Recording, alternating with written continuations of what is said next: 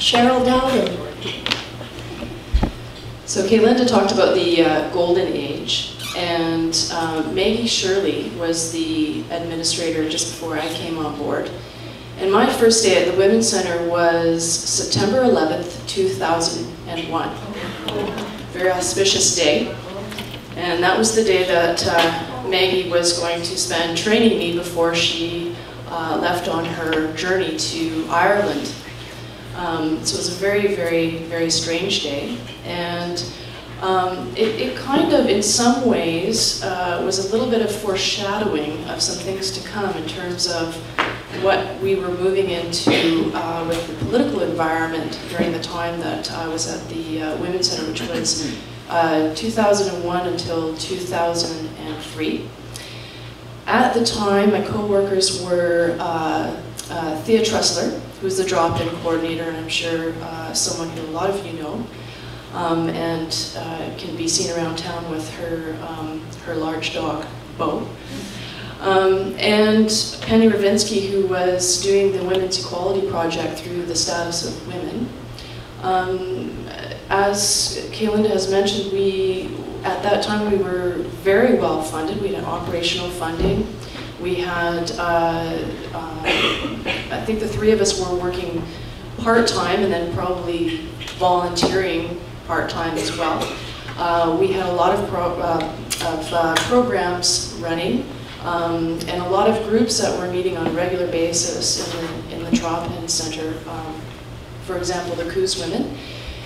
And we were finding that I think the drop-in center was open about 4 days a week at the time, and it was thriving. The drop-in center was full almost every day of the week. We were finding that we were doing a lot of referrals to other organizations. We were finding a lot of women were coming in dealing with issues of poverty, housing, employment, and violence. And I'm sure over the years you were seeing that that's a regular theme. But what happened during the time that I was there was that the Liberals came to power. And as soon as the Liberals came to power, they immediately cut funding to women's centers. Now, there were 37 women's centers in British Columbia at the time, and the operational funding was, I think, a total of $2.4 million, which isn't a whole lot when you consider, but you know, what 37 women's centers were doing with those funds was absolutely incredible. And so it was a huge loss, and we were just absolutely stunned. We couldn't believe it. So immediately, we joined together with the BC and Yukon Association of Women's Centers and tried to fight for the restoration of the funding. And at that time, we had lots of discussions about what do we do. You know, do we? And I think it's Naomi Wolf who says, you know, do we fight fire with fire, or do we, you know, burn down a master's house? So we discussed different strategies for dealing with this issue of funding cuts, and you know, do we do direct actions? Do we, you know, try and speak their language, which is the language of corporate economics?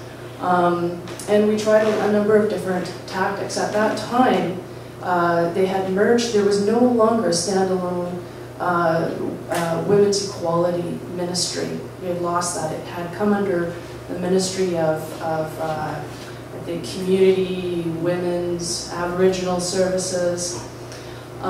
McCaws, that's right.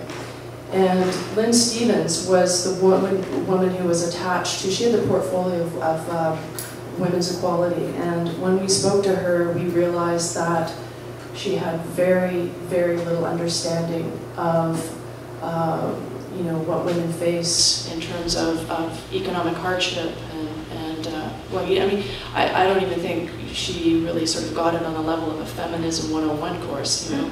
It was very, very challenging to speak with her. And at one point she said, well, you know, if women need more money, they should just make more money. So in response to that, we got a little creative and we started making more money. So dollars with Lynn Stevens' face on the dollar, and started to give them out as one of our protest actions. And I think I noticed back on the table too, there was some There's some Rosie Riveter handbills urging Prime Minister, God forbid, Premier Campbell to restore the cuts to women's centres.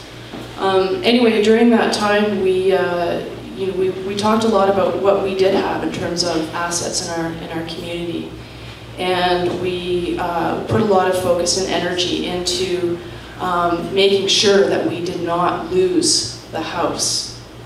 That was a huge asset. It was something that women came together and really worked hard to make sure that we had as a community.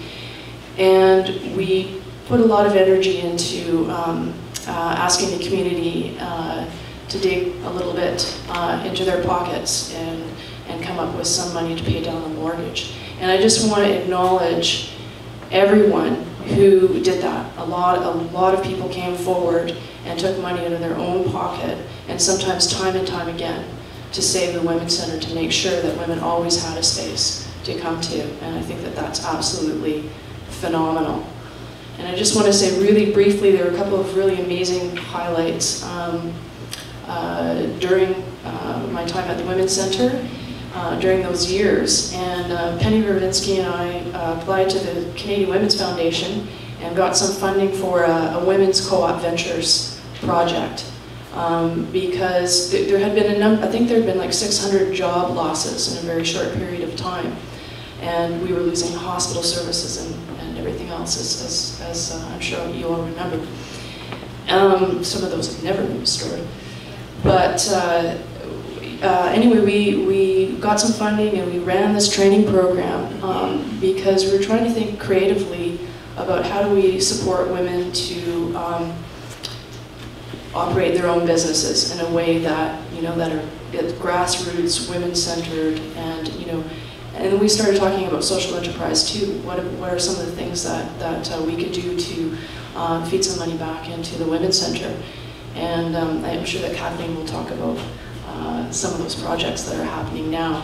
But I can see, everyone has talked about how, we've built over the years the foundation, and the Women's Centre has survived for 36 years. And it's because of this community and every woman that has put their time and energy into it. And I think we can be really, really proud of the fact that we have the oldest rural women's centre in Canada. That's no small thing.